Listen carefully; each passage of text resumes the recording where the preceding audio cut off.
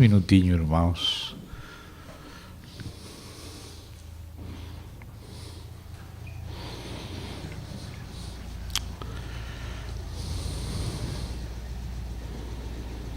Querido Pai, no precioso nome do Senhor Jesus Cristo, nome que enche todas as coisas, nome grande no qual chegamos diante de Ti pela Tua provisão misericordiosa e santa. Te agradecemos, Senhor, poder estar na Tua presença nesse precioso nome, por esse precioso sangue. Senhor, o Senhor nos tem convidado a olhar ao Senhor e ser salvos. Concede a todo nosso ser levantar a Ti nossa mirada, nossos olhos, desde o mais íntimo de nossos corações. Precisamos de Ti, da Tua graça e da obra do Teu Santo Espírito. Nós pedimos esta obra do Senhor em nossas vidas, de todos os que estamos aqui, de todos os que estemos para receber a Tua palavra, o Teu Espírito. Nossa oração é em direção a Ti. Nossa confiança e todo o nosso ser se volta para Ti, Senhor. Oramos no nome do Senhor Jesus. Seja conosco, nos conduzindo, indo diante de nós, e que nós possamos Te seguir em espírito. No precioso nome do Senhor Jesus Cristo. Amém. Irmãos, nestes dias, na região, temos estado visitando os irmãos de várias localidades e compartilhando com os irmãos aquilo que o próprio Senhor vai colocando em nossos corações. E ainda que nossa intenção não é forçar as coisas, estamos abertos à carga do Espírito, porque não queremos falar de nós mesmos, sino estar abertos ao fluir do Senhor. Ainda assim, o Senhor tem feito uma ligação entre as coisas que têm se compartilhado em vários lugares e também uma continuidade. Então, com a igreja aqui em Cabo Frio, ainda que tem irmãos de outros lugares também, estaremos dando continuidade, por enquanto o Espírito continua nesse ponto. Nas últimas cidades, temos estado vindo algo acerca da carga da palavra do Senhor por um ponto fundamental, inicial, a partir do qual procedem muitas e muita riqueza de Cristo, que são a base. Não é somente um assunto doutrinal, ainda que também está incluído na doutrina de Cristo, na doutrina dos apóstolos, mas é um assunto de vida, um assunto de luz. Vida, luz e verdade estão muito relacionadas. E como num destes dias, em algum lugar, lembrávamos aquela passagem de Paulo aos Colossenses, ele dizia que nesse mistério de Deus, Cristo, estão escondidos todos os tesouros da sabedoria e da ciência de Deus. Daí vão brotando um cúmulo de revelações para nos alimentar, nos iluminar, fortalecer nosso homem interior, nos afirmar na graça de Deus diante dele. Então, temos nos concentrado nesse primeiro e fundamental elemento do mistério de Deus, que é o próprio Deus, que afeta tudo demais, mas que começa pelo próprio Deus. E estivemos vendo o relativo à Trindade no Antigo Testamento, também no período intertestamentário, e a Trindade também no Novo Testamento. Não pretendemos ver todas as coisas, senão somente nos ir concentrando naquelas que o Espírito vai carregando nosso coração. Ontem estávamos reunidos em Araruama e tínhamos que ver um aspecto, mas nem sequer deu para começar, vamos dizer. Só podíamos ficar nas coisas fundamentais. Me di conta que não podia continuar, porque podia ser já muito pesado. Às vezes a palavra do Senhor requer estar diante dele e também estar pensando bem claro. E quando já han passado várias horas e vários dias, muitos irmãos estão cansados, esgotados, e se precisa fazer um seguimento cuidadoso. Então foi melhor parar, respirar, descansar, para dar continuação aqui. E tenho confiança no meu coração que os santos da igreja em Cabo Frio, o Senhor tem estado trabalhando com eles já há um tempo atrás, e o Senhor tem dado a estrutura para acompanhar certas coisas num ritmo um pouco mais forte, se seja possível.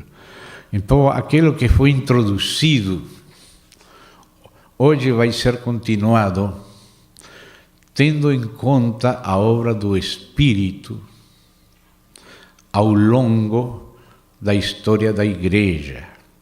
Ou seja, que assim como temos visto a Trindade no Antigo e no Novo Testamento, incluindo o período intertestamentário, também devemos ver o reconhecimento da Trindade na história da Igreja. Porque o Senhor Jesus fez uma promessa. Ele disse que o Espírito Santo viria e que ele conduziria a igreja a toda a verdade. E o Senhor falou que ele mesmo edificaria a sua igreja. Então, temos que lembrar essas palavras de Jesus que são cumpridas na história da igreja. Por uma parte, ele falou o seguinte, vou dizer de memória, você já vai lembrar essas palavras. Disse ele, quando venha o Espírito Santo, ele me glorificará. Muitas coisas faria o Espírito Santo. O Espírito Santo, primeiramente, teria que convencer o mundo de pecado, de justiça e de juízo. Isso é um trabalho direto do Espírito Santo com os homens, com o mundo. Ele convence ao mundo. Nós temos sempre que confiar nesse trabalho do Espírito Santo, especialmente quando estamos intercedendo por pessoas que amamos, e nossos seres queridos que estão no mundo, e também por pessoas do mundo que não conhecemos, mas que também às vezes o Senhor nos conduz a orar, que o Espírito é que tem a capacidade de tocar, ele que tem a capacidade de convencer, e convencer primeiro de nosso pecado, convencer também de justiça, para fazer essa comparação de nós a luz da justiça, aí vemos o pecado. E ao mesmo tempo de juízo. Também o Espírito Santo é aquele que nos conduz a Cristo e nos ilumina o Evangelho de Cristo. O Espírito Santo não somente nos condena, nos convence de pecado, mas também nos conduz à fonte do perdão e da restauração. Ninguém pode chamar a Jesus Senhor, senão pelo Espírito Santo. Então o Espírito Santo nos conduz também, graças a Deus, ao Senhor. E nos conduz a toda a verdade. E nos faz lembrar as coisas que Ele falou e coloca essas coisas diante de nós e também nos faz saber as coisas que virão. Mas essa frase inicial que lembramos é um dos trabalhos preciosíssimos do Espírito Santo. Ele vem para glorificar o Filho, ou seja, para abrir nossos olhos acerca do Filho de Deus. Então, Jesus fez uma relação estreita entre revelação e edificação. Se ele falou, eu edificarei a minha igreja, ele falou isso fazendo relação entre edificação e revelação. E revelação respeito de Jesus Cristo. Ou seja, aquele trabalho que faria o Espírito de glorificar o Filho de Deus. Porque a gente podia olhar com olhos naturais ao Senhor Jesus Cristo e não entender nada, e até menospreciar Ele. De fato, está profetizado que seria menospreciado, que não o estimaríamos. Mas o Espírito Santo é que abre nossos olhos para conhecer o Senhor por dentro e não somente por fora. Quando aqueles gregos chegaram a perguntar por ele, o Senhor se deu conta que essa não era a maneira de ser conhecido. Queremos ver Jesus, mas a Jesus não se pode ver com olhos naturais. Aquele que não nasce de novo não pode ver o reino de Deus, não pode ver o Senhor por dentro. Por isso Jesus, tão pronto foi perguntado por isso, ele respondeu, se o grão de trigo não cai em terra e morre, não leva fruto. Era necessário para ele morrer, ressuscitar e entrar dentro de nós por seu Espírito, para nós conhecer ao Senhor em Espírito e ser tocados pelo Espírito do Senhor, e que haja um contato direto, face a face no Espírito, e aí o Espírito é que começa a abrir nossos olhos acerca do Filho e começa a glorificar o Filho diante de nós. Só o Pai conhecia o Filho, ninguém conhecia o Filho senão o Pai.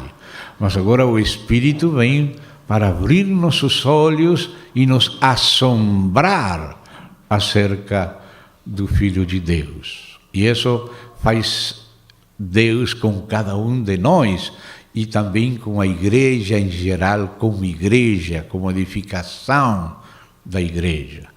Vocês lembram naquela passagem lá em Mateus 16, aquela passagem clássica da igreja, quando o Senhor Jesus, de maneira propositada, leva seus discípulos longe do ambiente religioso de Jerusalém e até da Judeia, e leva lá para Cesareia Marítima, lá no norte. E aí começa a perguntar o que os homens dizem acerca dele. E os apóstolos, muito prudentes, começam a falar aquelas melhores coisas que os homens falavam. Eles não falaram as coisas ruins que também falavam, que era Belzebu, que por Belzebu fazia milagros. Isso não falaram. Falaram que era um profeta, ou João Batista, ou algum dos outros profetas. E essas eram as opiniões dos homens. E logo o Senhor pergunta a eles como se não fossem homens também. Primeiro pergunta: o que dizem os homens acerca do Filho do Homem? E depois pergunta: e que decís vós? Como separando eles do grupo dos homens comuns, porque realmente havia uma intervenção do céu no meio dos discípulos. E aí é quando Pedro disse: tu és o Cristo, o Filho do Deus vivente. Aí é quando começa a ser abertos os olhos pelo Espírito acerca daquele carpinteiro de Nazaré que outros estavam pensando e dizendo muitas coisas inexatas. Mas começa o ensino do próprio Pai. Ouvirão ao Pai acerca dele. E então, aí é quando Jesus fala para Pedro e disse: bem-aventurado eres, Simão, filho de Jonas, porque não te revelou isto, e usou a palavra revelação. Não te revelou isto carne nem sangue, senão meu Pai. E eu também te digo, já o Pai falou acerca da pedra fundamental, agora a pedra fundamental fala acerca das pedras que vão ser edificadas acima dele. Eu também te digo que tu és Pedro, e sobre esta rocha, não sobre ti. Aí mudou de conversar de primeira a segunda pessoa e se referiu agora em terceira pessoa àquela rocha que ele confessou. Também te digo, sobre esta rocha, não falou sobre ti, falou: tu eres Pedro, e a ti te digo que sobre, se fosse Pedro, diria sobre ti, mas não é Pedro. Sobre esta rocha edificarei a minha igreja. Qual é essa rocha? Sim, é Cristo essa rocha, mas Cristo sendo revelado à igreja, e a igreja confessando aquela revelação de Cristo que recebe do Espírito do Pai, que glorifica o Filho. Então a igreja realmente edificada na medida em que o Espírito vai glorificando ao Filho, revelando ao Filho à igreja. Então há um relacionamento estreitíssimo entre revelação de Cristo e edificação da igreja. A igreja é edificada na medida que vai conhecendo ao Senhor Jesus Cristo por revelação. A igreja vai se relacionando com o Pai através do Filho e através do Espírito, e o Espírito vai abrindo os olhos da igreja acerca do Filho. Quando ele falou, nesse mesmo contexto, sobre esta rocha, aquela revelação de Cristo confessada pela igreja, eu edificarei a minha igreja.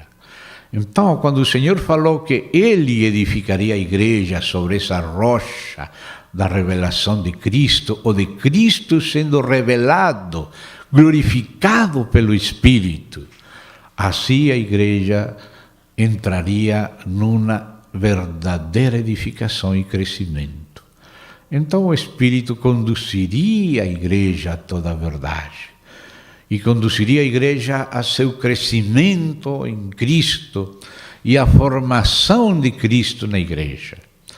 E o Senhor se referiu a esse processo não somente a partir da fundação, ou dos fundamentos, ou do início, sino ao longo de toda a edificação, e ele falou várias parábolas que têm a ver com esse crescimento e com esse avanço.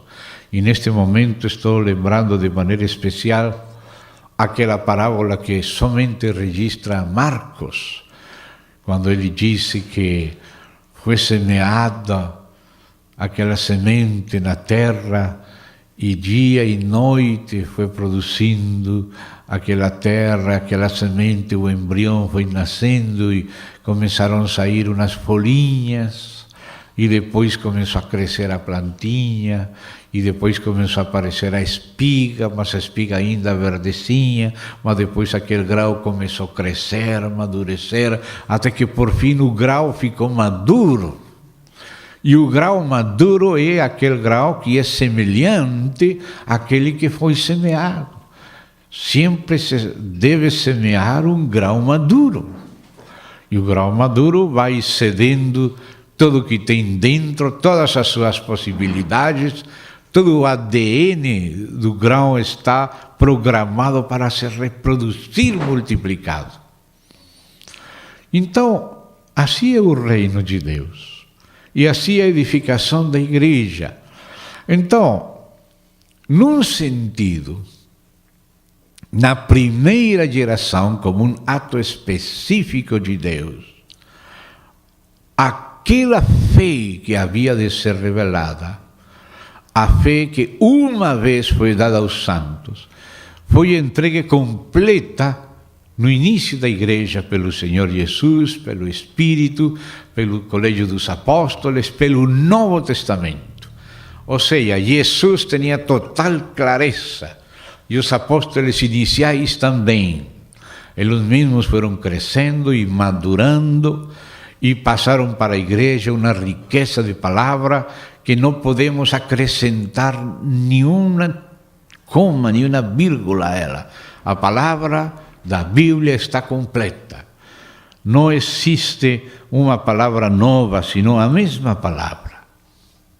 Nunca será necessário outra Bíblia. A Bíblia que temos contém tudo o que precisa ter. E é suficiente. Mas o entendimento da igreja acerca dessa palavra total, acerca dessa palavra inicial, tem sido progressivo. Podemos dizer que aquela fé que ia ser revelada, a fé que uma vez foi dada aos santos, a palavra do princípio, é como aquela semente, o próprio Cristo que foi semeado na terra.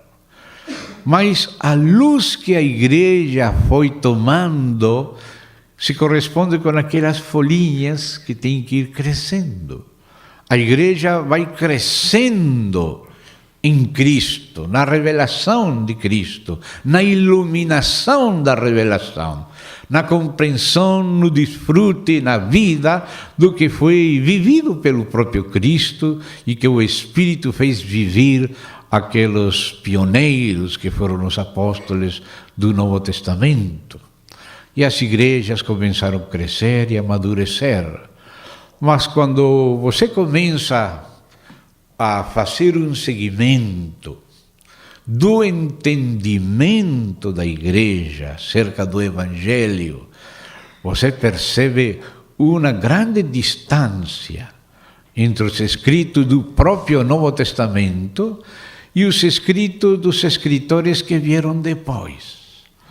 Os escritores que vieram depois não tinham esse nível tão alto como o Novo Testamento. E aí você percebe porque o Novo Testamento é o cânon das Sagradas Escrituras, que não podemos aplicar esse mesmo nível aos escritores subseguintes da história da igreja. Somente na medida que os escritores, e não só escritores, sino a vida mesma dos líderes da igreja primitiva, iam se submetendo à palavra original, aí é que você vai vendo o verdadeiro crescimento da igreja. Então, uma coisa é o grão semeado no início, e claro, dessa vida surgem as primeiras folhinhas. Mas essas primeiras folhinhas não é o grão que foi semeado, né? Vem daí, aquela vida, aquelas folhinhas vêm daquele grão. Mas aquele grão tem que seguir produzindo um estágio mais avançado, já seja de milho, de trigo, qualquer planta que você queira escolher para compreender o processo, você vê que a vida tem que ir avançando. E assim tem sido a história da igreja. Mas a história da igreja é a história da edificação da parte de Cristo. É a história da iluminação da igreja pelo Espírito. A história da glorificação do Filho pelo Espírito na compreensão da igreja. Então, nós precisamos ver também como o Senhor foi e tem estado edificando a igreja. E muitas coisas, quando fazemos um seguimento cuidadoso, ainda que não seja excessivamente erudito, porque nos perderíamos em múltiplos detalhes, mas tem havido hitos principais, momentos chaves na história da igreja, que tem ajudado a igreja. E a igreja tem se pronunciado graças ao Espírito. E sobre a base de uma primeira etapa de compreensão que foi estabelecida pelo Espírito, agora o próprio Espírito continua acrescentando novas coisas.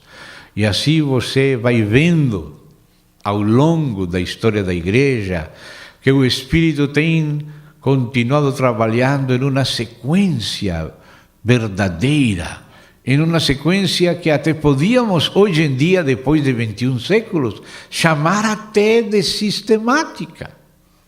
Quando você vê que, especialmente, os irmãos dos últimos tempos começam a realizar suas teologias sistemáticas, você vê que elas vão adquirindo uma ordem conforme ao Espírito foi tocando suas tônicas diferentes ao longo da história da igreja. O Espírito começou a chamar a atenção primeiramente acerca da pessoa do Filho, porque pelo Filho é que conhecemos ao Pai. Jesus, quando afastou os apóstolos, perguntou a eles que diziam os homens acerca dele. Ele poderia ter feito pergunta, e qual é a vossa opinião acerca do assunto da predestinação? E da besta, e do assunto lá do reino, e das dispensações, mas essa não foi a pergunta de Jesus. Sim, no mistério de Deus, Cristo, estão escondidos todos os tesouros da sabedoria e, eventualmente, aquelas coisas vão sair à tona também. Mas tem que começar por onde começou o Espírito. E o Espírito começou por onde começou Jesus. O que dizem os homens acerca do Filho do Homem? E que decís vós, agora a igreja, acerca do Filho do Homem? Ou seja, que o Espírito Santo tinha-nos que conduzir em relação a Cristo, nos revelar a Cristo. E aí começaram os irmãos da igreja primitiva, alguns lembrando quizá algumas passagens de Pedro, de Paulo. Não estava bem formado o cânon nos primeiros anos, e ainda que algumas igrejas tinham alguns livros e outros também parecidos, e nos primeiros 4 séculos o cânon do Novo Testamento se formou e foi praticamente carimbado pela aprovação do Espírito no coração das igrejas, esse processo demorou um tempo, porque as cartas não foram escritas todas juntas, sino que Paulo escreveu uma carta para lá, outra para acolá, outra para Timóteo, outra para Tito, e com o tempo alguma foi copiado, e outras foram copiadas, e se foram formando coleções, e depois as igrejas foram vindo que as coleções eram similares, quase iguais, em todas partes, até que aquele cânon que hoje temos no Novo Testamento foi realmente feito reconhecer pelo próprio Espírito. O próprio Espírito que inspirou, deu testemunha dos escritos frutos que vinham de Deus, pelo Espírito. E então agora aquele cânon virou um ponto referencial para examinar a verdade, a legitimidade, a apostolicidade das coisas.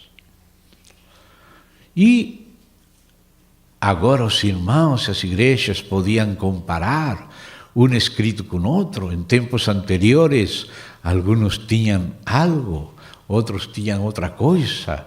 E era muito difícil ter uma coleção, era verdadeiramente um tesouro costosíssimo ter uma coleção dos pergaminhos e dos rolos da Bíblia inteira. Isso era, como fala o próprio título, Bíblia, era uma biblioteca. A palavra Bíblia significa biblioteca. Ter tudo isso junto era exclusivo de muitas poucas pessoas, de alguns lugares, de algumas igrejas. De fato, quando o imperador Constantino se fez, entre aspas, cristão, arriano, ele mandou fazer 50 cópias das Escrituras para distribuir lá em Constantinopla. E nós hoje achamos umas 50 cópias. Hoje aqui só neste lugar temos mais de 50. Mas lá cada lugar tinha só uma cópia. E era costosíssimo. Agora, se isso era só a produção de uma cópia, imagina quanto mais difícil era o estudo cuidadoso dela, livro por livro, texto por texto, entendendo a palavra. Assim que o entendimento da igreja foi progressivo, mas Deus fez esse trabalho. Deus, pelo Espírito, fez esse trabalho e o Espírito começou a colocar inquietações no coração da igreja. E eram inquietações, mas então, quem que é Jesus? Quem é o Filho do Homem? Que relacionamento tem Jesus com a divindade? Com o Pai? Será que ele é uma criatura? Obrigado, irmão. Será que ele é Deus? Será que é a mesma pessoa do Pai? Ou será que é outra pessoa subordinada, inferior ou igual? Ou será somente um homem? Ou será só uma aparência? E assim havia muitas opiniões heréticas e algumas corretas ou parcialmente corretas. Mas isso era a inquietação que o próprio Espírito produzia para que os irmãos fossem buscando a Deus e buscando a Deus na palavra de Deus e fossem se familiarizando com as Escrituras, fazendo o seguimento do que Deus fala na Bíblia do Messias, o que o Messias fala de si mesmo, o que o Espírito fala do Messias através dos profetas do Antigo Testamento, através dos apóstolos, e aí aos poucos o Espírito foi glorificando a Jesus. A gente modernista e racionalista pensam erradamente que a igreja deificou a Cristo. Isso que hoje querem falar. Os que querem diminuir a Cristo querem dizer que foi a igreja que progressivamente foi deificando um homem. Mas não é assim. Foi Deus que se fez homem e a igreja aos pouquinhos foi se dando conta. A igreja não deificou a Cristo.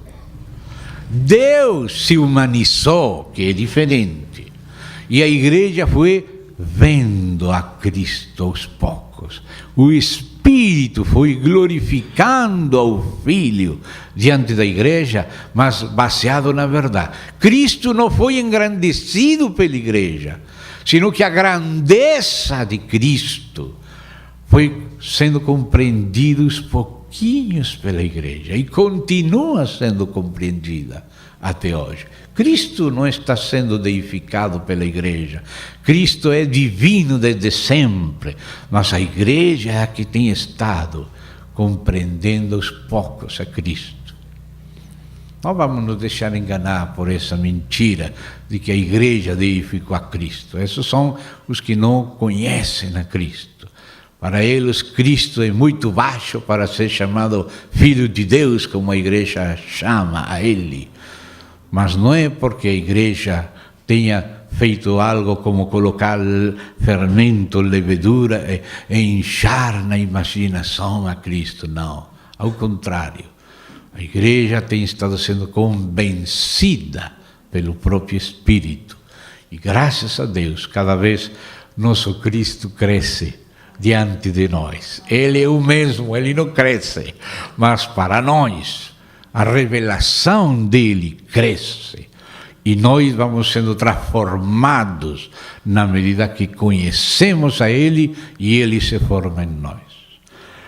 Então, nesse processo, irmãos, aí começou essa pergunta. E se foram formando diferentes bandos, segundo o Espírito. E, de fato, já desde o princípio, antes da morte dos apóstolos, já eles falavam da importância dessa revelação e dessa confissão. E poderíamos ler ou lembrar de memória algumas passagens que nos falam da importância dessa confissão e do relacionamento entre a confissão do Espírito Santo em diferença com a confissão do Anticristo. O espírito de Anticristo e o espírito de erro também falam de Jesus, mas não falam a mesma coisa que o Espírito Santo. As coisas que o Espírito Santo fala são as que estão nas Sagradas Escrituras que ele inspirou, tanto do Antigo como do Novo Testamento. Aí está o falar de Deus, o Pai, e do Espírito de Deus, acerca do Filho de Deus, e também aí está o falar do próprio Filho de Deus, e o testemunha dos profetas no Antigo Testamento e dos apóstolos no Novo. Então nós temos que fazer esse seguimento e ver qual desses grupos que começaram a falar, uns uma coisa, outros outra coisa e outros outra coisa acerca do Filho, numa briga de correntes, que essa briga de correntes começa no próprio Éden. No próprio Éden se fala dessa inimizade que haveria entre duas correntes. A corrente de Deus, a corrente da mulher e da semente da mulher, vamos dizer, o paradigma cristão. Já desde o Antigo Testamento podemos falar de cristão, porque a semente da mulher é Cristo. E o outro paradigma, o paradigma da serpente, sempre tratando de diminuir a Deus. Com que Deus disse tal coisa, sempre caluniando, sempre com inveja, sempre rebaixando para ele se engrandecer. Essa briga constante, essa inimizade entre duas correntes. E a corrente do inimigo vira uma mistura de cores como um rio sujo. E a linha de Deus é uma linha transparente e cristalina. E as duas estão correndo ao longo da história. E nós temos que estar na corrente de Deus, na corrente do Espírito de vida cristalina, a confissão do Espírito de Deus. E essa confissão é acerca de Jesus. Hoje em dia, nestes tempos do fim, o inimigo está tratando de fazer um ecleticismo de religiões, mas sempre tirando Cristo do lugar certo. Lá na Noruega, um país supostamente cristão, luterano de tradição, já se estão reunindo teólogos e teólogas, bispos e bispas, também com imãs muçulmanos, com rabinos e com outra classe de religiosos, e estão falando de Deus. Estão chegando a um acordo acerca da palavra Deus, e aí cabe toda classe de conceitos. Estão fazendo uma sopa de serpentes, rãs, sapos, de tudo, uma coisa terrível. E o nome de Cristo já foi tirado fora. Eles sabem que esse nome não pode encaixar com Maomé, não pode encaixar com Buda, não pode encaixar com qual outro dos líderes das religiões, porque são mentiras do diabo, e a verdade e a mentira não podem estar juntas. Jesus falou que não é comigo, é contra mim. Não pode ser neutral entre Cristo e Belial. Não se pode ser neutral. Ou estamos com Cristo e, portanto, contra toda mentira, ou estamos só na mentira, ainda que digamos ser cristãos. O verdadeiro cristianismo não pode se misturar, porque a verdade não é o humanismo, que inventa toda classe de religiões e trata de acomodar o que é humano e também demoníaco, porque essas religiões são doutrina de demônios. Doutrina de demônios que enganam as nações. São as religiões, as filosofias que não falam a mesma coisa que Deus em Cristo. Por isso nossos cristãos parecemos anti-humanos e eles não gostam de nós porque eles acham que temos que entrar no mercado deles e colocar a Cristo no mesmo nível dos mentirosos que eles estão seguindo. Você dá conta? Eles não vão suportar a verdade de Deus acerca de Cristo, que é a verdade que a igreja proclama. A igreja não está no mercado fazendo troca, você me dá um pouquinho cá, eu dou um pouquinho lá, vamos chegar a um acordo, não. A igreja disse o que Deus disse. Deus falou pelos profetas, os pais no Antigo Testamento, de muitas maneiras, e nos postreiros tempos falou pelo Filho. E ele disse: este é meu Filho amado, no qual eu tenho contentamento, a ele ouvi. Então a igreja só é edificada na revelação dele e na formação dele na igreja. E então, aqueles grupos, alguns começaram a dizer: bom, ele é um falso Cristo, que foi a opinião majoritária dentre o próprio povo judeu, que esperava a Jesus. E Jesus não falou: bom, vocês são judeus, vocês não são os filhos de Abraão, vocês agora não me entendem, mas não importa, como são judeus, tudo está bem. Na base de ser filhos da carne de Abraão, vocês vão para a glória. Não, assim não falou ele. Ele falou: se não credes que eu sou, em vossos pecados morrereis.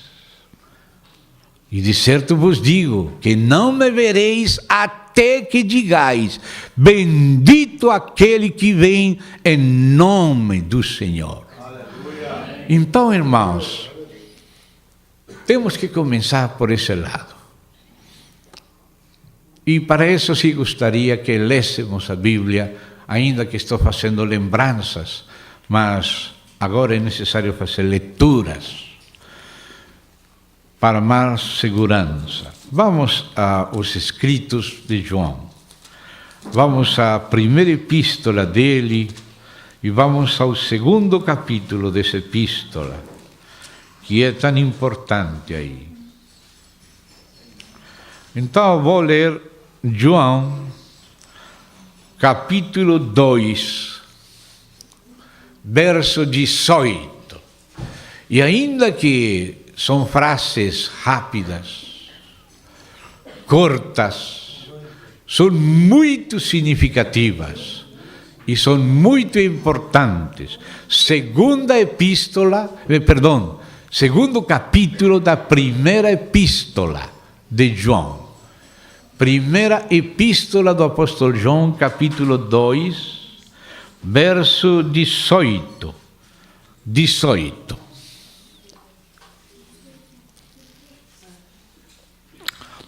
Filhinhos, disse João, já é a última hora. E como ouvistes que vem o anticristo, também agora muitos anticristos têm surgido, pelo que conhecemos que é a última hora. Ou seja, que a última hora se caracteriza por abundância de anticristos. Ainda que ele fala de muitos, não quer dizer que não exista um especial e final, que é o que ele fala em singular, o anticristo que vem. Não? Ouvistes que vem o anticristo. É aquele do qual fala o profeta Daniel, hein?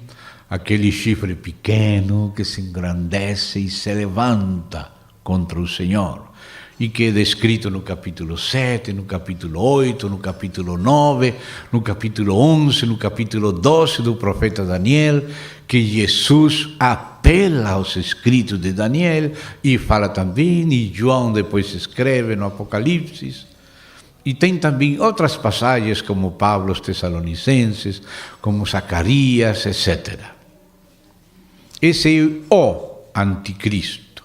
Mas assim como existe o personagem final, o anticristo, existem também muitos anticristos e o espírito de anticristo.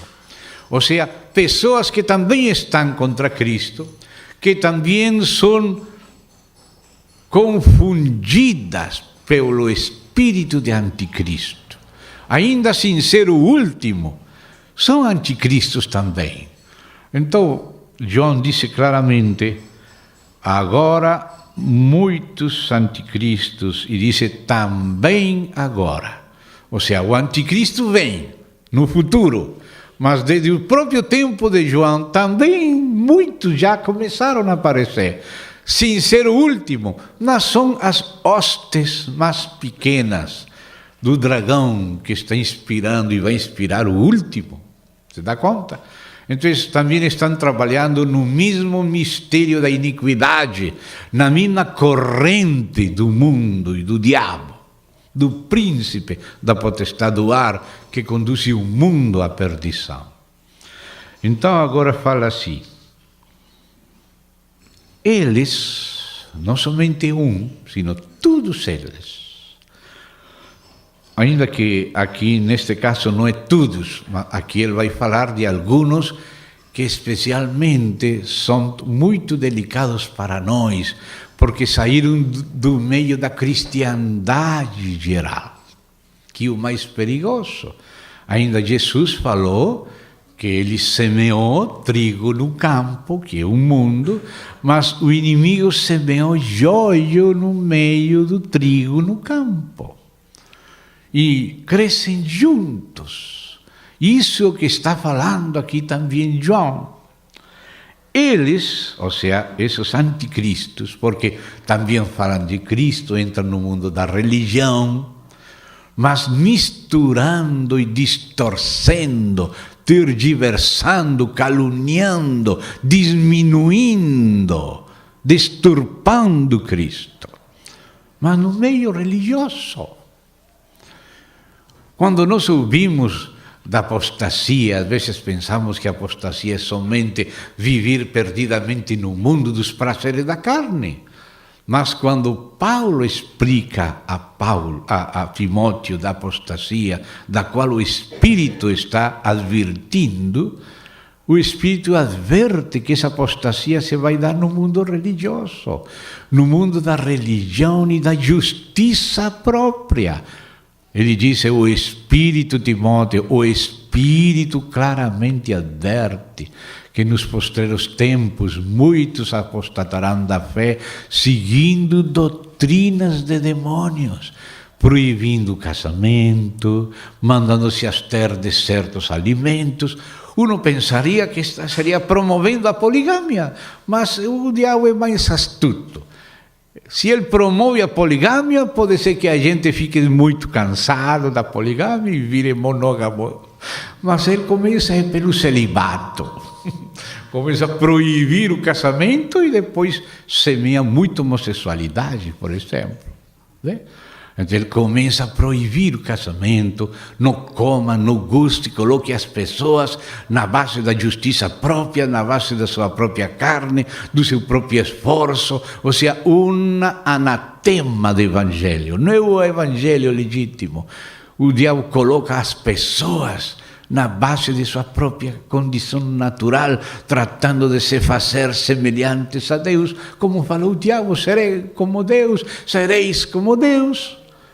A gente pensando que pode alguma coisa baseado em si mesmo, no campo da religião, e são espíritos de demônios conduzindo as pessoas naquela lama da qual não podem sair e se afundam mais e mais na religião. Não da concupiscência só da carne, não. É na área da religião, da religiosidade.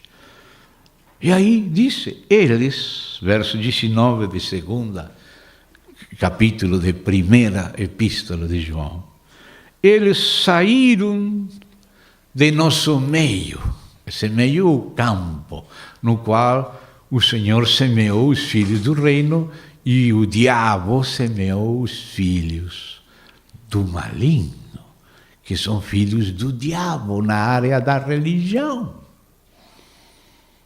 Disse, saíram de nosso meio, entretanto, não eram dos nossos. Não é que eram e deixaram de ser. O que é.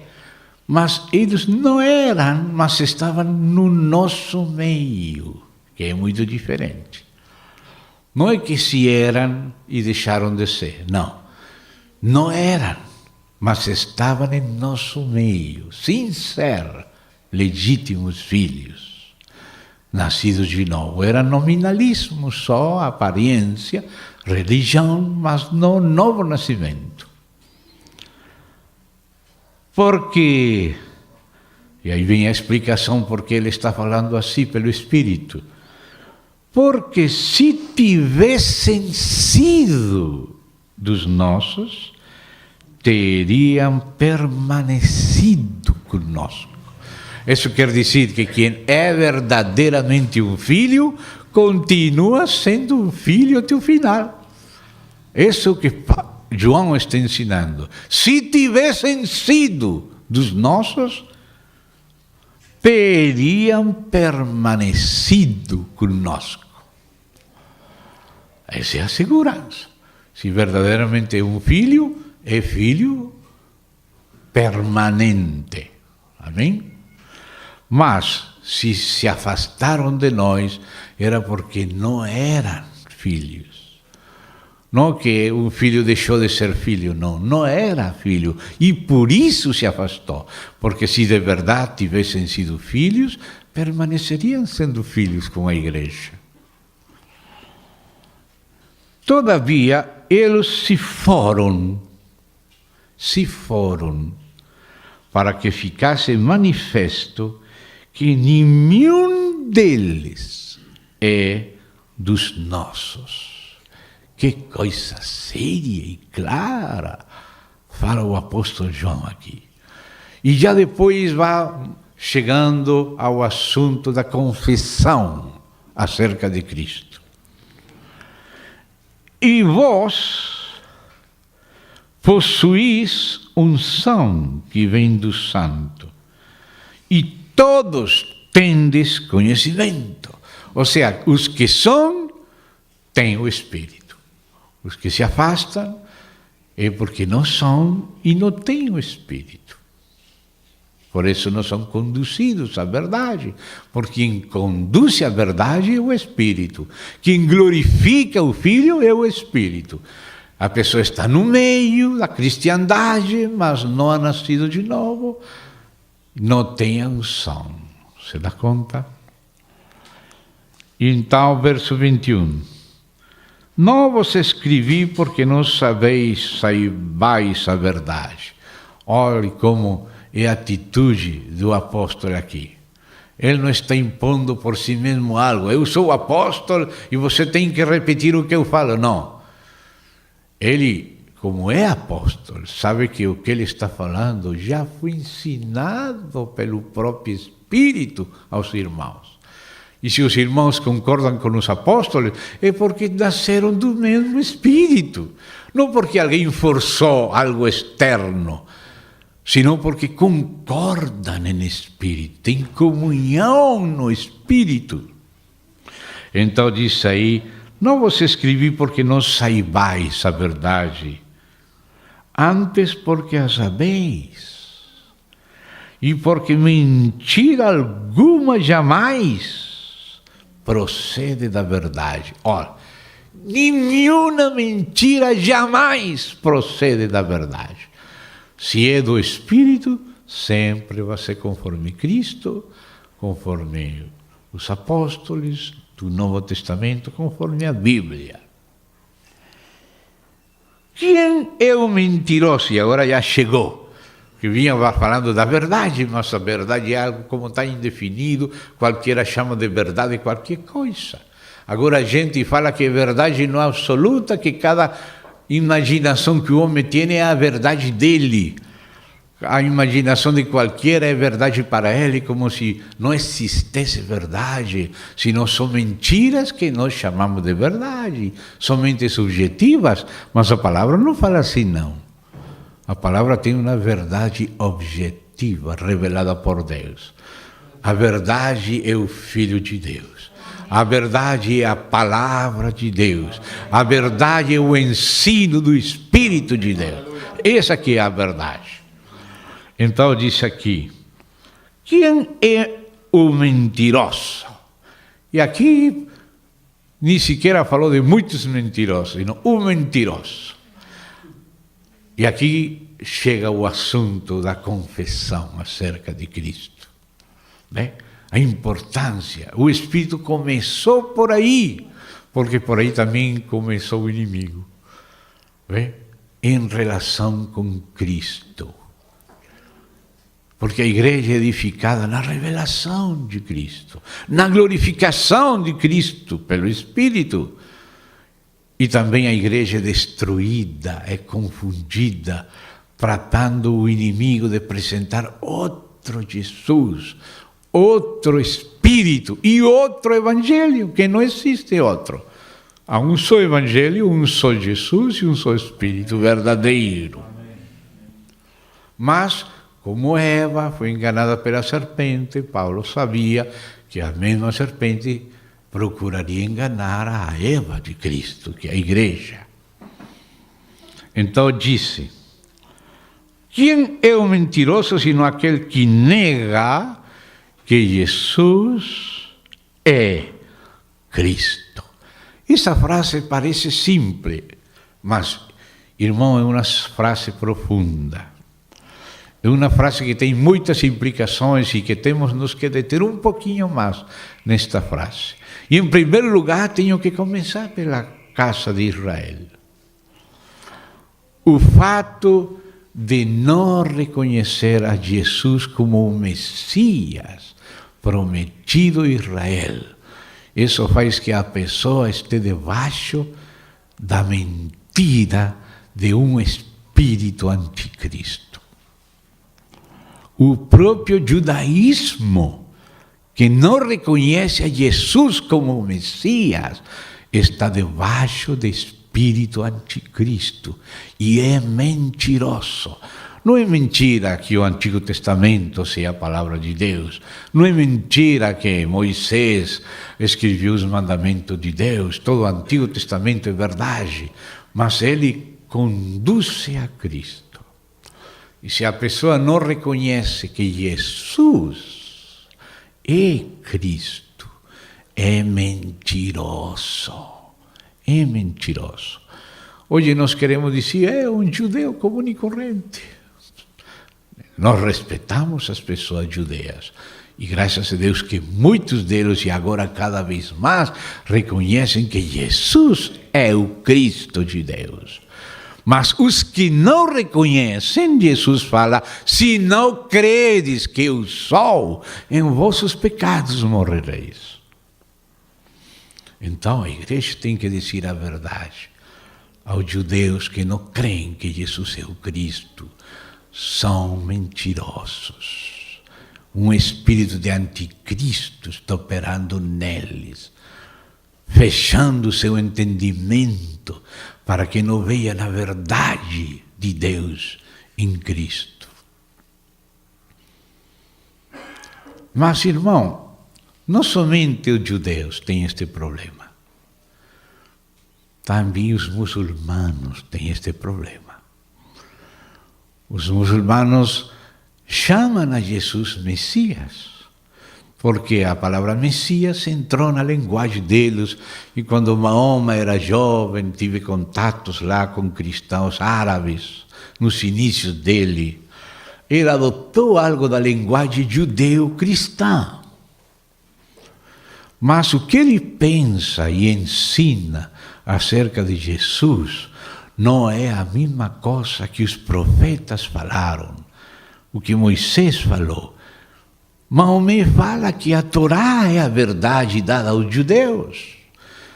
Ele reconhece os profetas do Antigo Testamento, mas não o ensino deles. Há uma contradição.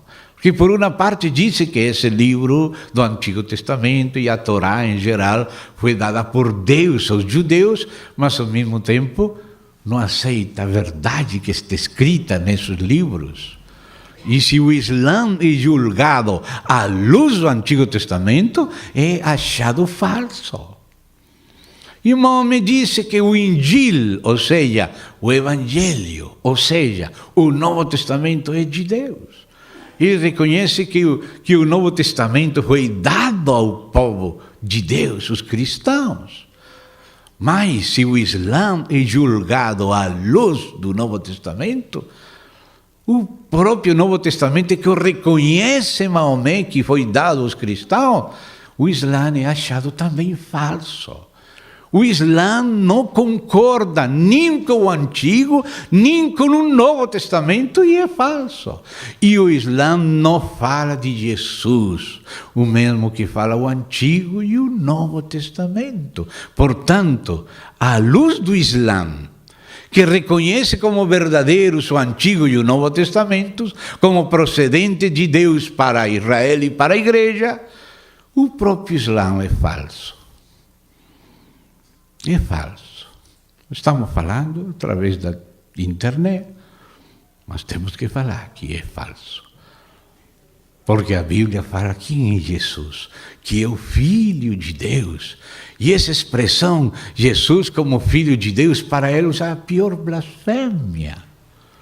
E para os cristãos, por causa da Torá e do Injil, do Antigo e do Novo Testamento, é a maior verdade. Deus falou, este é meu Filho amado, no qual eu tenho contentamento, a ele ouvi.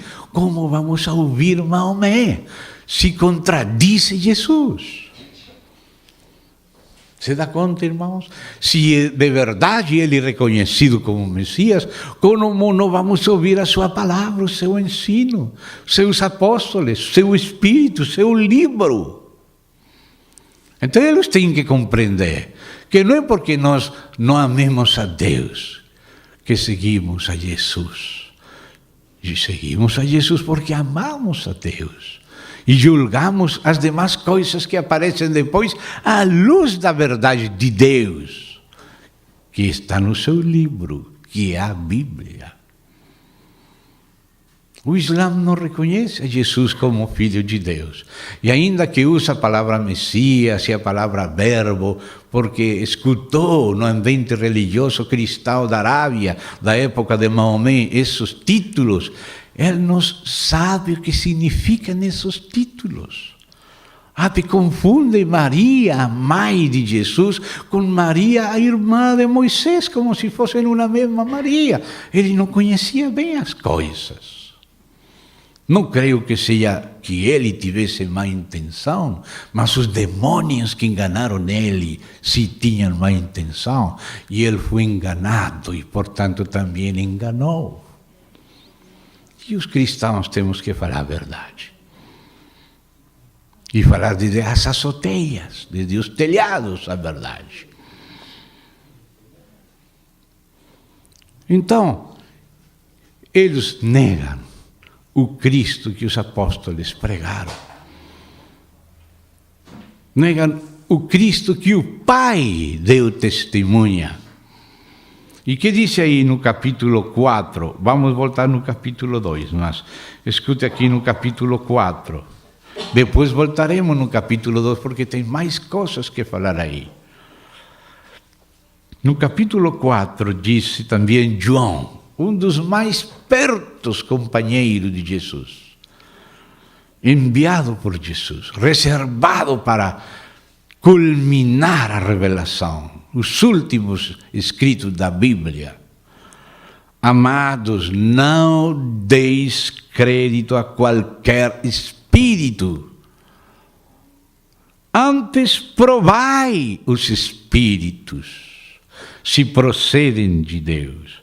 Porque muitos falsos profetas têm saído pelo mundo fora. Nisto, vamos ver em quê? Nisto reconheceis o Espírito de Deus. Todo espírito que confessa que Jesus Cristo veio em carne é de Deus. Porque se você coloca atenção, muitas pessoas hoje falam de Jesus, mas falam dele como se fosse uma espécie de espírito que vem através de diferentes pessoas. Falam de que o Espírito de Jesus está em Bahá'u'lláh, ou que esse mesmo Espírito é como um avatar daqueles hindus que encarnavam em Krishna, e em Rama e Ramakrishna, e depois encarnou muitas vezes, desencarnando o Cristo, como se o Cristo fosse uma espécie de espírito que pode entrar em diferentes homens, e cada falso profeta diz que ele é Cristo, cada falso Cristo, perdão. William Soto Santiago diz que ele é a segunda vida de Cristo. Por quê? Porque separam o Cristo da encarnação e colocam ele operando através de outras carnes, de outros homens. E isso fiz o Cerinto no início, falando da doquesis, ou aparência do corpo de Cristo, que não era um homem de verdade, senão como uma espécie de aparência de fantasma. E não um homem real vindo em carne e sangue, não só no batismo, não só na água, senão segundo água e sangue, como um homem verdadeiro. Isso também é anticristo, negar que Jesus veio como um homem verdadeiro, em carne, como qualquer homem. E então disse: todo espírito que não confessa a Jesus não procede de Deus. Diz esta tradução.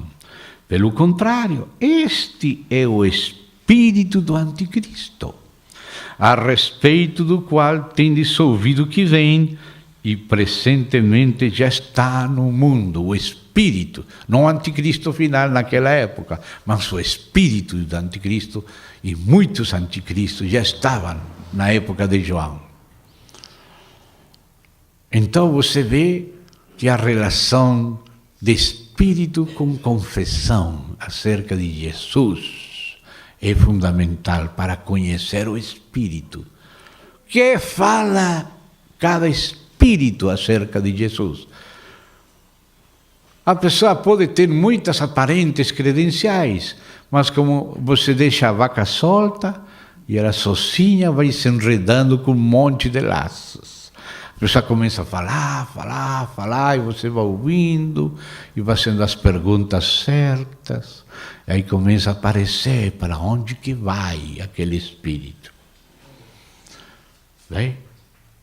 E aí sigue falando assim: filhinhos, vós sois de Deus e tendes vencido os falsos profetas, porque maior é aquele que está em vós do que aquele que está no mundo. Eles procedem do mundo. De onde procedem? Não são nascidos do alto, somente são da terra, de abaixo. E o mundo os ouve, o mundo sente que são como eles.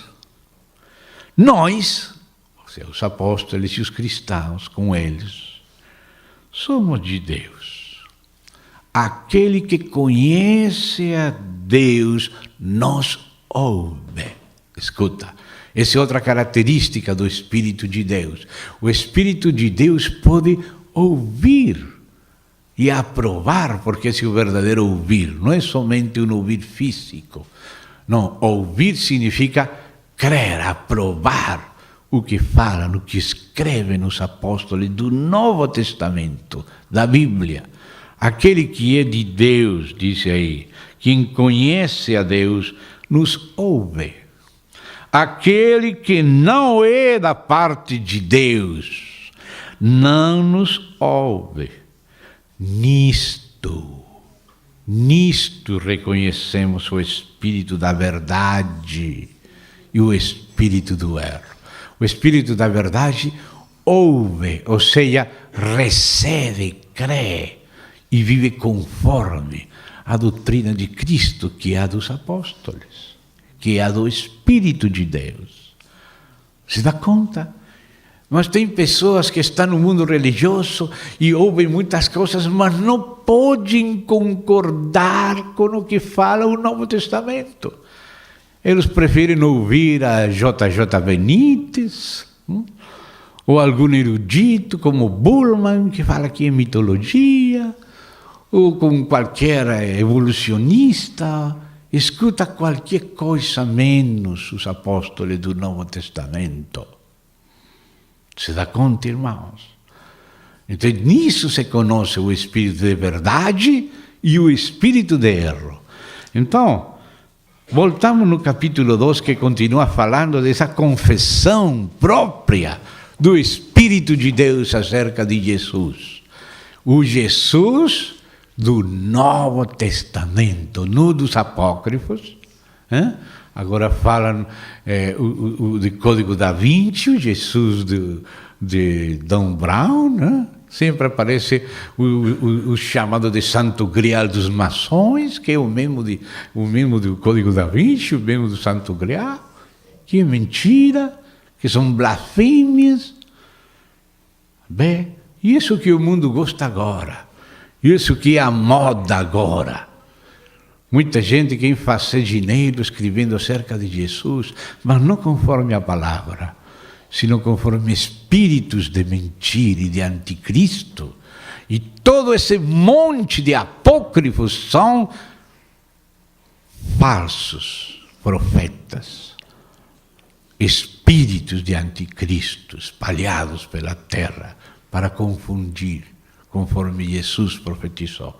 Então, voltando no capítulo 2, aquela parte chave aí, quem é o mentiroso, senão aquele que nega que Jesus é Cristo?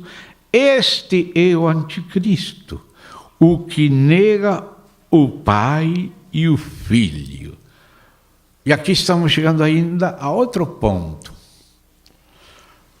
Vamos ver mais pontos que parece que estão escondidos e não vemos que estão aqui incluídos. Vou deixar o assunto do unicismo, dos testemunhos de Jeová para um pouco mais tarde. Mas hoje em dia está o famoso modernismo. E o modernismo faz uma diferença também entre Jesus e Cristo. O Espírito Santo diz: Jesus é o Cristo. Os apóstolos confessam que Jesus é o Cristo. Quem não faz são os judeus que não creem em Cristo como Messias. Mas agora o modernismo diz: bom, Jesus possivelmente sim seja uma pessoa histórica, aunque tem pessoas que duvidam que Jesus seja histórico e falam que era uma mitologia. E agora vem um monte de livros que era um judeu marginal por aí, que era um cínico, ou algum que nunca existiu. E outros dizem que Cristo é só a invenção dos cristãos. Eles pensam que Cristo é o que os cristãos inventaram acerca de um personagem histórico do qual não sabemos muita coisa, e eles fazem uma diferença entre Jesus, que é o personagem histórico desconhecido, ainda não exato, e o Cristo da fé, como se o Cristo da fé fosse o invento dos cristãos.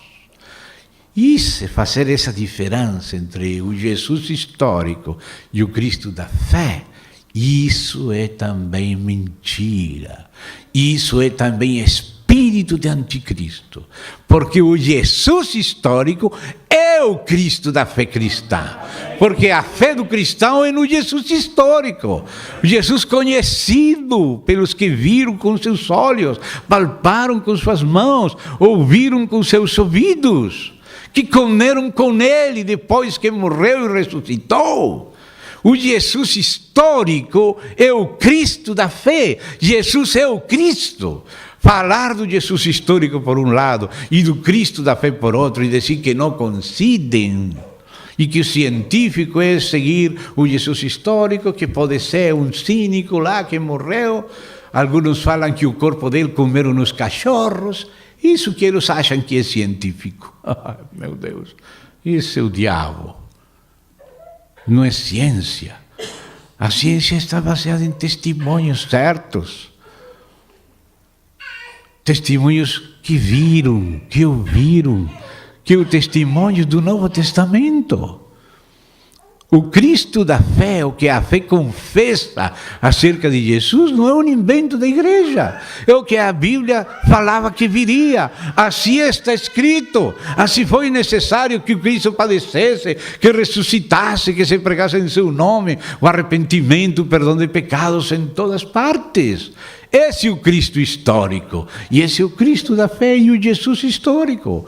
O verdadeiro Jesus histórico é o Cristo da fé que está nas Sagradas Escrituras, que foi escrita por pessoas que andiveram com Ele, que comeram com Ele, que dormiram com Ele, que andiveram desde o tempo de João Batista até a ascensão com Ele. Estes são os apóstolos que ele enviou e que andiveram também alguns com eles. E esse é o testemunho do Novo Testamento, testemunhas oculares. O que vimos e ouvimos, isso vos anunciamos. Então, todo esse conto moderno de diferenciar um tal Jesus histórico desconhecido do Cristo da fé, que é uma mitologia inventada pelos cristãos, segundo Bullmann e a sua escola. Isso é também espírito do anticristo. Isso também. Os apócrifos, as novelas de agora, falando de um Jesus diferente daquele dos que estiveram com ele. Isso, os que falam que Jesus é um mito, isso é anticristo. Tudo isso a igreja fala claramente. A igreja conhece a Jesus, tem seu Espírito e conhece o testemunho deles, que foram testemunhas até a morte, testemunho da mais alta qualidade moral que existe na terra. E depois vem aqueles que começam a falar que Jesus é o homem e Cristo é a unção. E fazem uma diferença e dizem, como se disse que ensinava Nestório na antiguidade, que Jesus é uma pessoa humana e que Cristo é uma pessoa divina que entrou na humana e que são duas pessoas, e assim resulta que Jesus não é o Cristo, sino que Jesus era um homem, e que o Cristo é uma pessoa divina que entrou na humana e saiu de novo. Alguns dizem que entrou no momento do batismo e que saiu na cruz, fazendo diferença entre Jesus e Cristo. Quando Jesus é Cristo, não há diferença. Esse é um nestorianismo, uma heresia antiga. E existem muitas outras modernas que apresentam de maneira diferente a como o próprio Pai anunciou, o Antigo Testamento profetizou, a história aconteceu na vista de testemunhas oculares que escreveram e seus documentos vêm do século I até hoje. E o Espírito tem confirmado isso. E até o próprio Jesus tem se revelado a multidões de pessoas, cambiando suas vidas, fazendo nascer de novo. Antes de você conhecer Jesus, você sabe quem você era. Agora que você começou a conhecer Jesus, você também sabe quem você é agora. Ele muda as pessoas que nascem dele e conhecem ele. Então, essa frase não podemos deixar ela muito rápido. E agora vou deixar para outra parte, neste mesmo momento, o que fala este verso aqui na segunda parte. Estou lendo o verso 22. Este é o anticristo, o que nega o Pai e o Filho. E vai explicar no verso 23. Todo aquele que nega o Filho, esse não tem o Pai. Aquele que confessa o Filho, tem igualmente o Pai. Irmão, essa frase é muito profunda, muito rica. Tem uma maneira sutil que daqueles grupos que estamos falando, que no início da cristiandade começaram a surgir grupos, uns que negavam que Jesus é o Cristo, os judeus clássicos, outros que negavam sua divindade, outros que negavam sua humanidade, outros que negavam as duas naturezas de sua pessoa, que falavam que era um fantasma, muitas coisas, muitas mentiras acerca de Jesus. Mas também houve um grupo que até hoje subsiste, que começou por um sapateiro chamado de Teógono, e depois foi continuado por outro herege chamado de Cleómenes. E por fim houve um que pegou a doutrina de Teógono e de Cleómenes e fez uma doutrina estruturada chamada de Noeto. E por isso aquela doutrina antiga foi chamada de noecianismo, dentre os quais o principal mestre dos noecianos foi Sabélio, e daí vem o sabelianismo. Esse sabelianismo, noecianismo, é a mesma doutrina de Cleómenes e de Teógono, e que depois virou a doutrina na época da reforma de Miguel Serveto, e agora é a doutrina dos unitários, Igreja Pentecostal Unida, não trinitária. Essa doutrina também nega o Filho. Ontem, com os irmãos em Anaruama, nos detivemos um pouquinho no início de ver o assunto das 3 pessoas da única divindade. No princípio era o Verbo, e o Verbo era com Deus. Escute, o Verbo com Deus, e o Verbo era Deus. O Verbo era Deus, confessa a divindade, mas o Verbo era com Deus, confessa a pessoa do Filho com o Pai. E confessa 2 vezes. Vamos aí de novo, marque aqui em 1 de João, e voltemos lá ao 1º capítulo do Evangelho de João. Vamos agora ao Evangelho, capítulo 1. Quero chamar a atenção de vocês aos versos seguintes, desde o verso 1. No princípio era o Verbo, aí está confessando a existência da pessoa do Verbo. E está mostrando que esta pessoa é o Filho, e que é uma pessoa distinta do Pai. Não distinta em divindade, porque o Verbo também é Deus como o Pai. Ou seja, que a distinção não é em divindade, ou em essência, ou em natureza, como considerávamos ontem, mas é distinção em pessoa. Por isso disse, e o Verbo estava com Deus. Se só falasse o Verbo era Deus, falaríamos, sim, Deus é uma pessoa. E o que fala? O judaísmo do Antigo Testamento não messiânico. Eles dizem, sim, que Deus é uma pessoa. E que essa pessoa do Pai é a mesma pessoa do Filho, só que mudou de maneira ou de modo de se expressar. E depois virou o Espírito. E aí está falando como se só existisse uma pessoa que vai mudando de modalidade. E por isso essa heresia é chamada de modalismo também. Porque fala que é uma pessoa que muda de forma. É a pessoa do Pai que depois virou Filho quando entrou num homem, mas a mesma pessoa do Pai entrou no homem. Mas esse homem é só homem. Mas a pessoa do Pai depois entrou nesse homem e depois virou Espírito. Mas é a mesma pessoa, uma pessoa.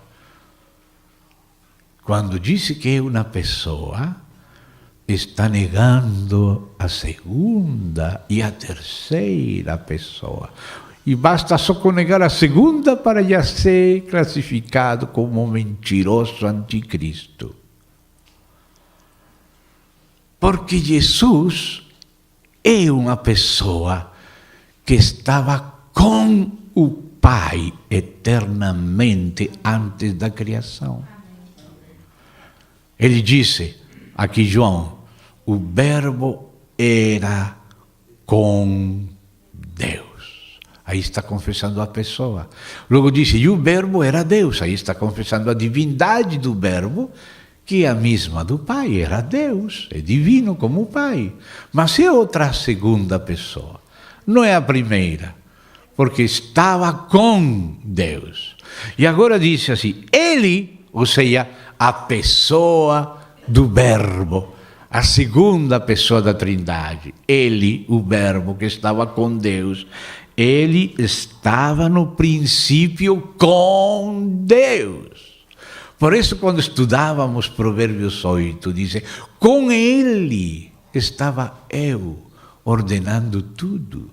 A sabedoria divina, que o Verbo divino, que é a segunda pessoa da Trindade, estava com o Pai, que é a primeira pessoa da Trindade, ordenando tudo. Vê, você não pode negar o Filho. Quando você diz que só existe a pessoa do Pai, está dizendo que não existe essa tal pessoa do Filho, que não existe, que só existe o Pai, que o Pai se disfarça de Filho, se disfarça de Espírito, mas é a mesma pessoa, só mudando de máscara. Mas não é isso que fala a Bíblia. A Bíblia fala que ele, o Verbo que estava com Deus, era no princípio com Deus. Volta a insistir 2 vezes. No verso 1 fala o Verbo estava com Deus e ele era no princípio com Deus, como um sanduíche. Acima diz que estava com Deus, no meio diz que era Deus e abaixo volta a falar que ele era no princípio com Deus. Enquanto uma vez confessa a divindade do Filho, 2 vezes confessa a pessoa distintiva própria do Filho, coexistente com o Pai, com Deus, coexistente, era com Deus. E aí mesmo vocês podem ouvir o Filho, aí em João capítulo 17, por favor, leia João capítulo 17, aí Jesus fala, e disse Jesus, verso 4 e 5, eu, ou seja, a pessoa do Filho, e escuta bem como fala o Filho aqui, escuta bem como fala, eu, esse é o eu da pessoa divina humana do Filho. Escute que não é somente um homem. Se ele fosse somente um homem, não podia falar como vai falar aqui. Não é que a pessoa do Pai somente entrou no homem. Sim, isso é verdade, em parte. A pessoa do Pai entrou na pessoa divina humana do Filho, não somente num homem. Esse homem era a pessoa divina do Verbo que estava com o Pai e se fez homem, no qual entrou o Pai, sim. Mas não é a pessoa do Pai numa pessoa simplesmente humana. O Filho não é uma pessoa simplesmente humana. O Filho é a pessoa divina do Verbo que estava com Deus, com o Pai na eternidade, através do qual o Pai criou todas essas coisas e se revela. E esse que se fez homem, sim, se fez humano, sim, mas não era somente humano. Um humano não poderia falar como falou Jesus. Antes que Abraão fosse, eu sou. Porque como homem ele nasceu depois de Abraão.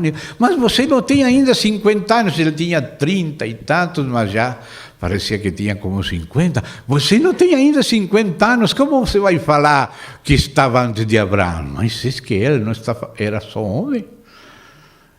Não é um homem que se fez Deus, é Deus que se fez homem.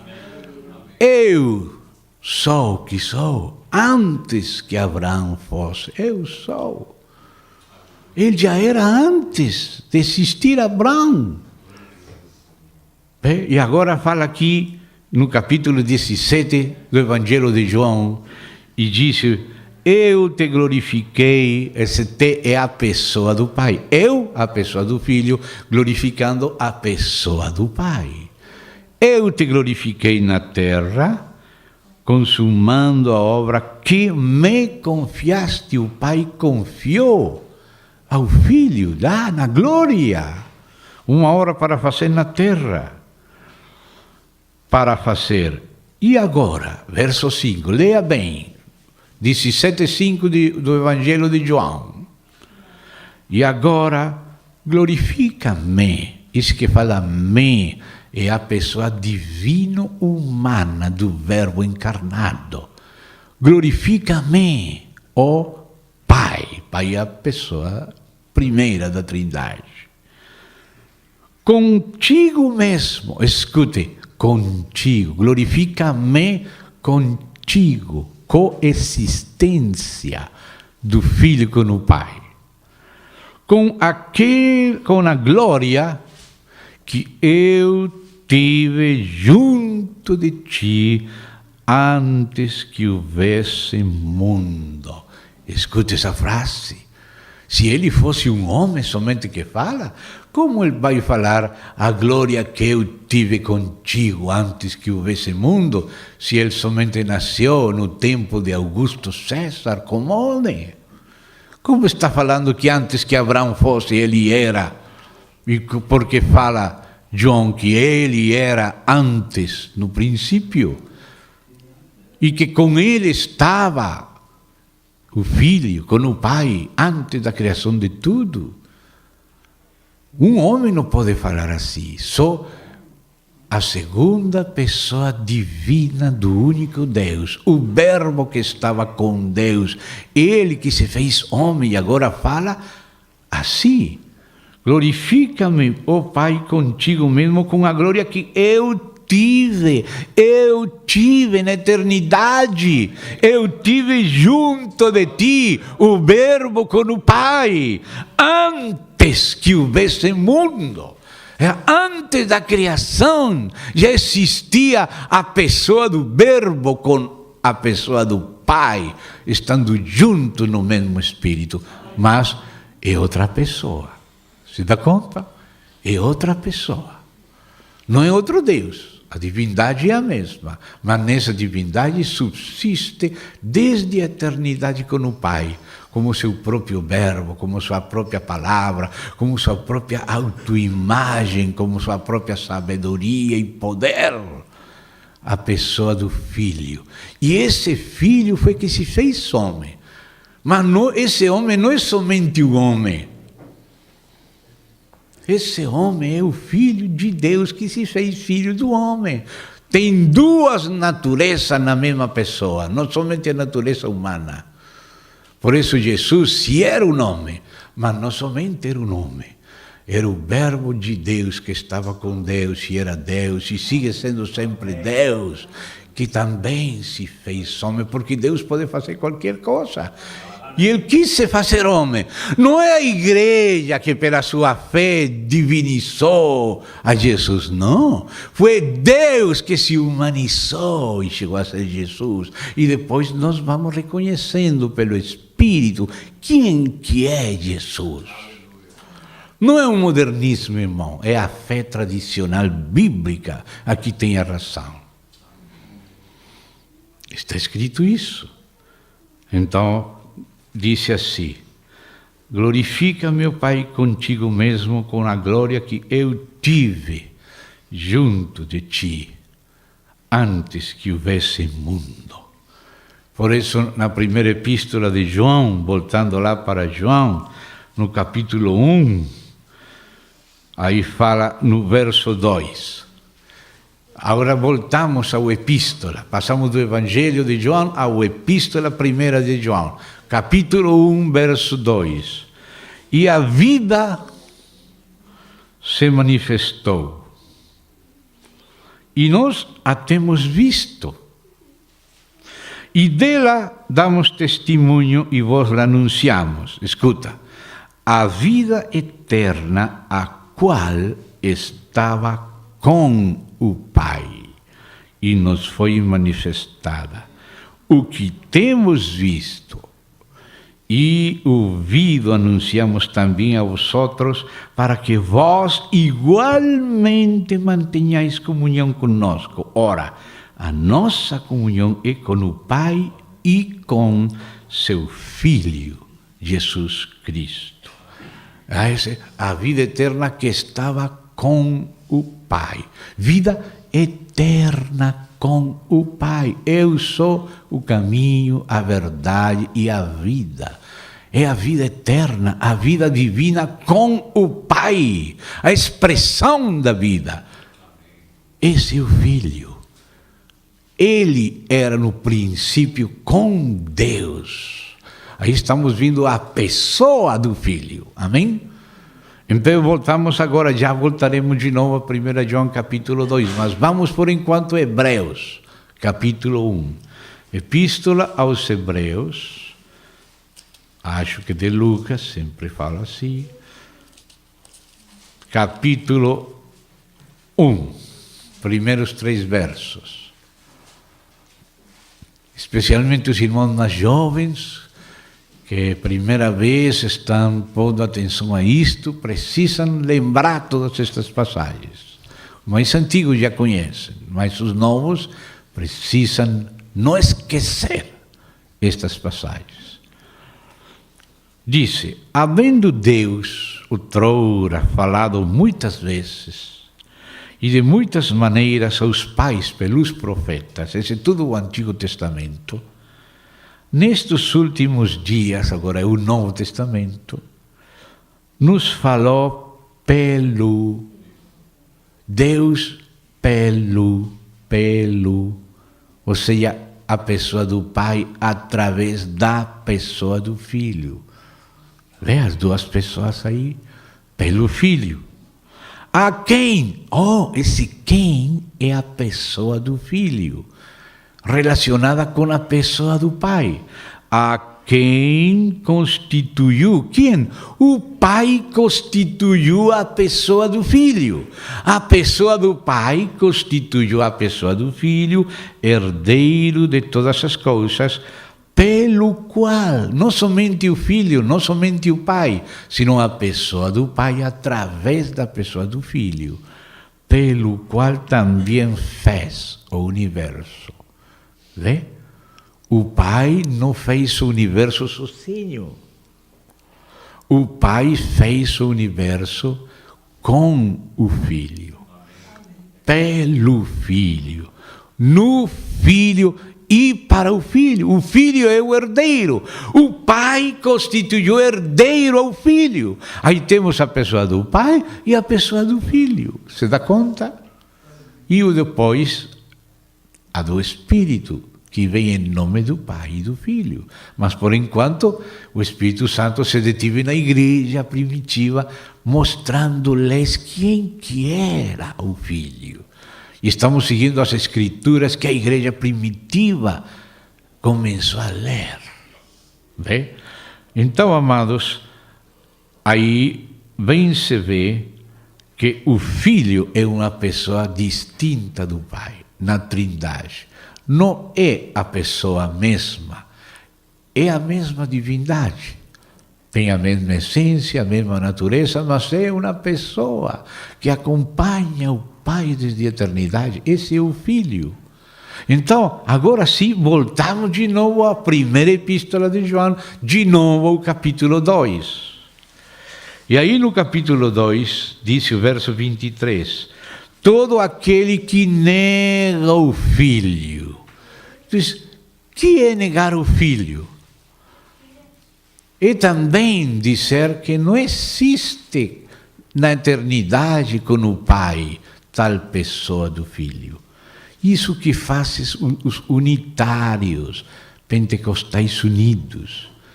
O que faz Miguel Servet, o que fez Sabelio, e Noeto, e Cleómenes, e Teógonos. Os pentecostais unidos, modalistas, patripassionistas, que dizem que foi o Pai que morreu na cruz e não o Filho. Mas aquele que se fez homem para morir foi o Verbo que se fez homem. O Pai não se fez homem, o Espírito não se fez homem, a pessoa segunda da Trindade, o Verbo que estava com Deus, este Verbo se fez carne, habitou entre nós e morreu como homem, falou, Pai, glorifica-me a teu lado, junto de ti, com aquela glória que eu tive contigo antes que houvesse mundo. Essa é a pessoa do Filho, né?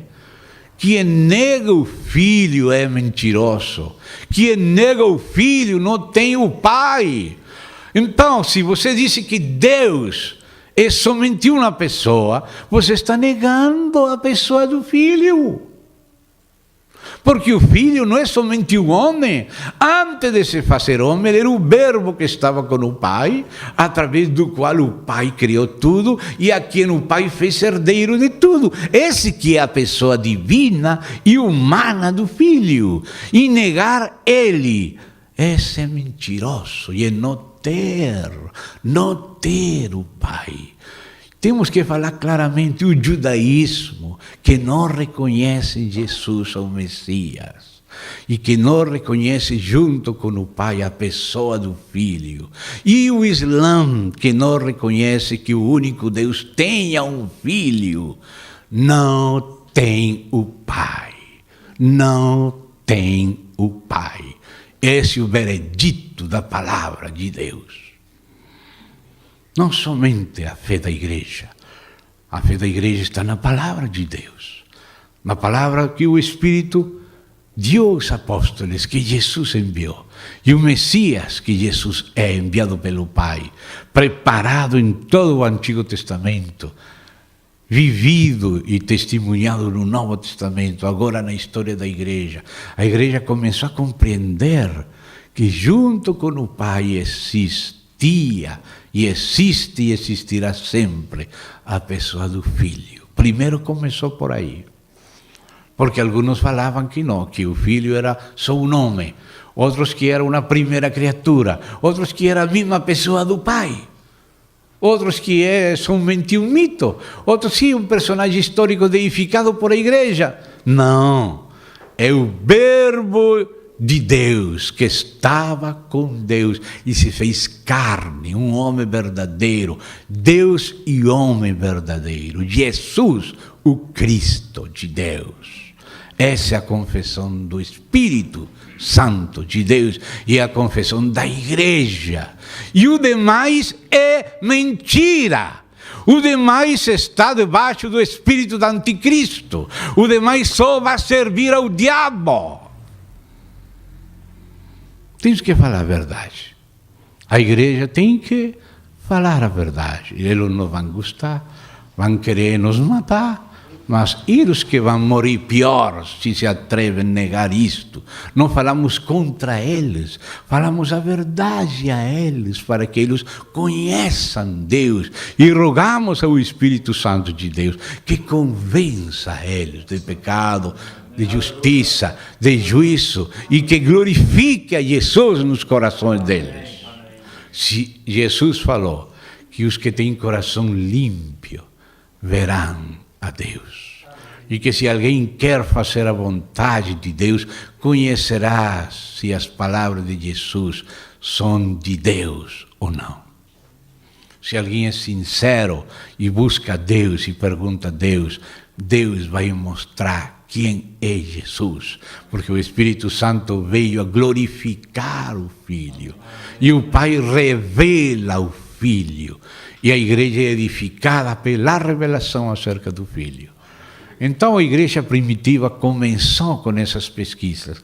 Quem que é o Filho? E surgiram aqueles grupos. Mas também a igreja confessou a Jesus como Deus e também como verbo de Deus com Deus. Assim como João falou as duas coisas ao tempo. João tem uma espada para a direita e para a esquerda, deixando o caminho no meio. Aqueles que negam a Jesus como Deus, como chamados hoje de testemunho de Jeová, que dizem que ele era somente uma criatura, pode ser a primeira criatura, mas não o Deus Filho, o verbo divino com Deus. Os testemunhos chamados de Jeová negam a divindade do Filho. E os unitários, pentecostais unidos, hoje, como os antigos abelianos, negam a pessoa do Filho com o Pai. Por isso negam a Trindade. E João, no início do seu evangelho, corta as duas cabeças da serpente. Quando diz, no princípio era o verbo, e o verbo era com Deus, aí está cortando a cabeça dos unitários, unicistas.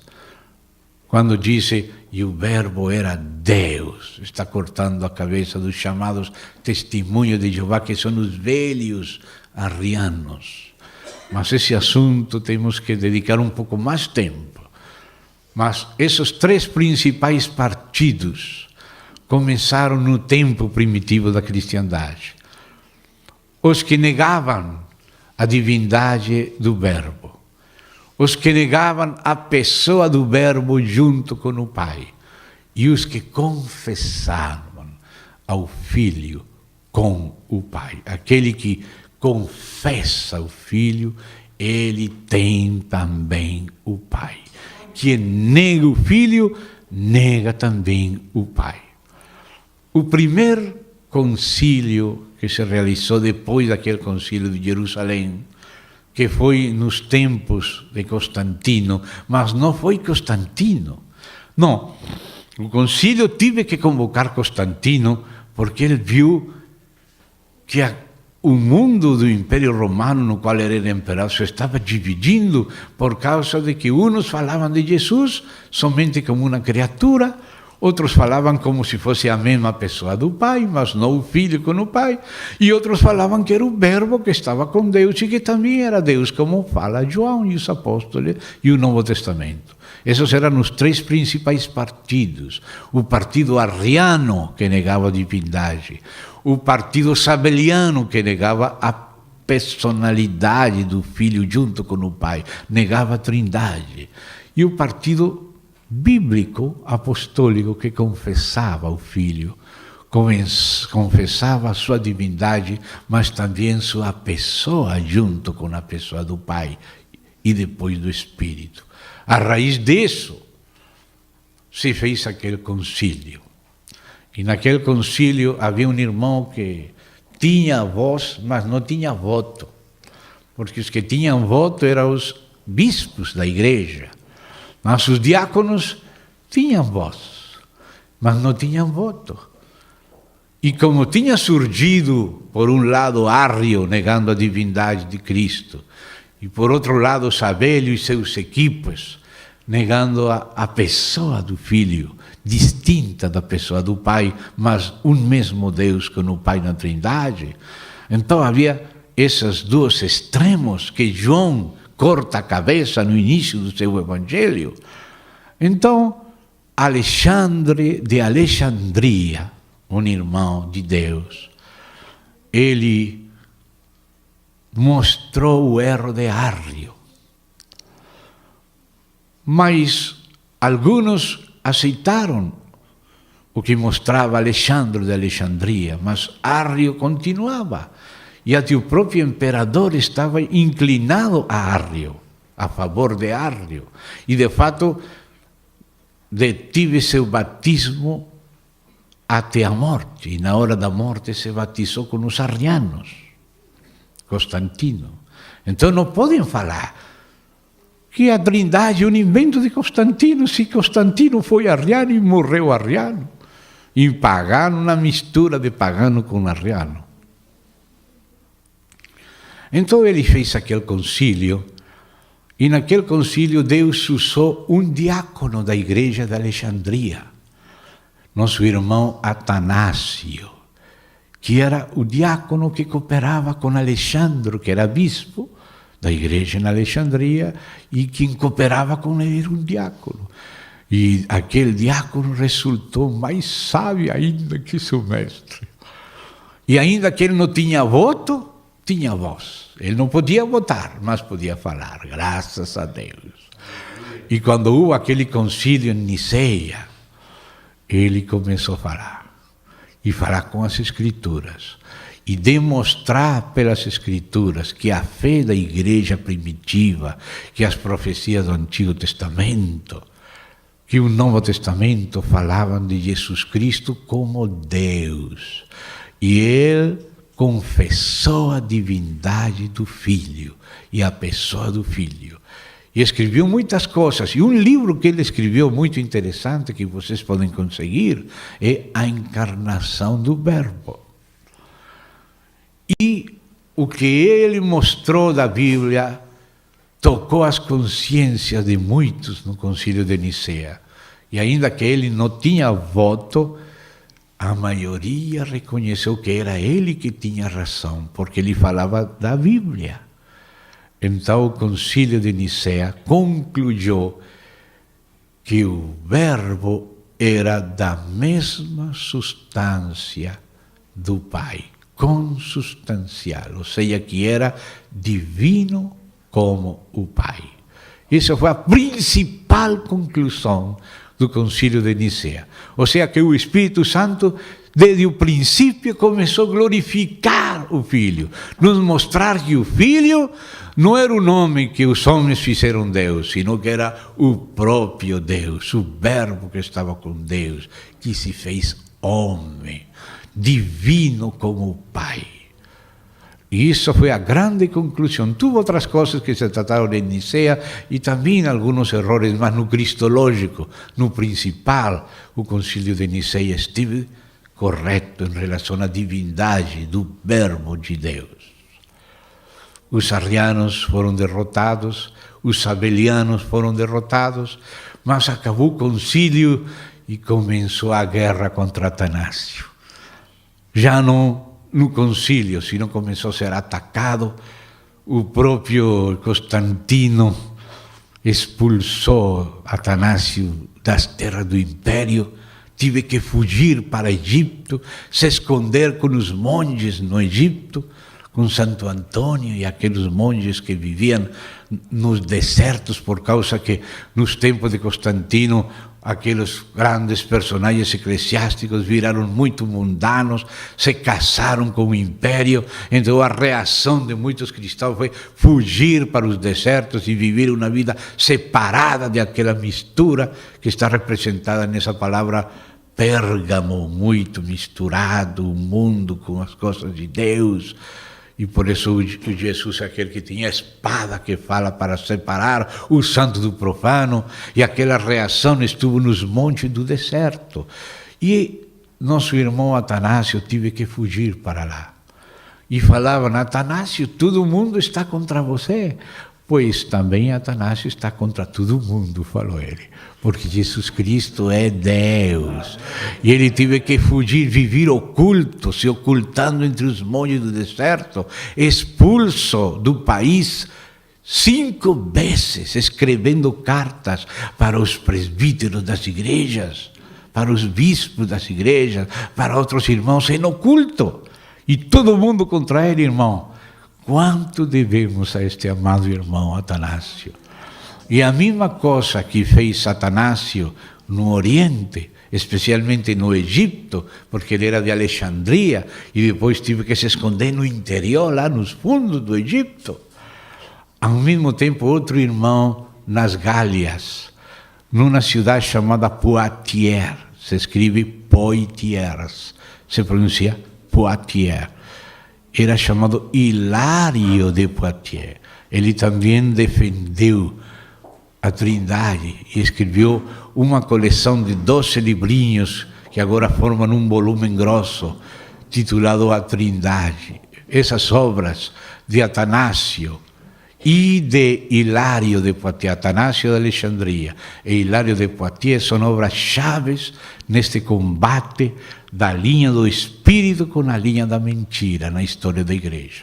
Somos devedores a estes irmãos, agradecemos o grande combate que eles pelejaram, situações difíceis, mas mantiveram a confissão de Deus, do Espírito de Deus, acerca do Filho de Deus. Então, irmão, por hoje vamos parar aqui, vamos ver como o Senhor nos continua ajudando, se Ele deseja, nas próximas reuniões. Vamos orar. Querido Pai, que precioso é ter um tempo para ouvir a Tua Palavra, considerar a história do Teu Espírito com Teu povo, abrindo nossos olhos para saber quem nos visitou, quem que é a nossa vida e quem que é a nossa rocha. Afirma a igreja nesta rocha suprema e inabalável, que é o próprio Filho de Deus, Deus e homem verdadeiro, que morreu por nós, ressuscitou, ascendeu e nos deu seu próprio Espírito. Em nome do Senhor Jesus. Amém e amém. Obrigado, irmãos. Até amanhã, se Deus permite.